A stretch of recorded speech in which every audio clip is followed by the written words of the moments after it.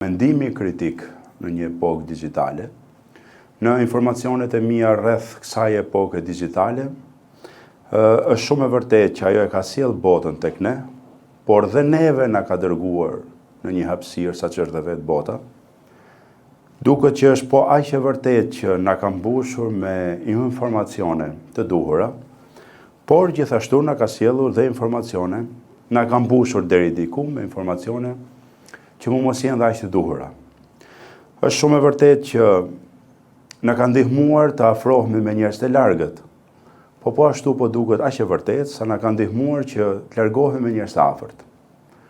Teknologjia në dy përkufizimet e veta origjinale është që mediumi në cilin kemi zgjedhur të flasim apo të komunikojmë e përcakton dhe natyrën e mesazhit që ne themi, pra aq sa rëndësi ka fjala. Në epokën digjitale thonë që ka rëndësi kanalit cilin kemi zgjedhur ta themi. Dhe dyta gjë që ka bërë, pra kjo epokë digjitale, është një zgjatim shqise njerëzore, konsiderohet ndryshe. Pra, është zgjatimi i shqisave tona në një botë më të gjerë. Unanimisht kjo thuhet që ka ftohur emocionet njerëzore, ka zbehur ndërgjegjen njerëzore, sepse komunikimi nuk është sy për sy, nuk është ballë për ballë, por është me një pas tastiere.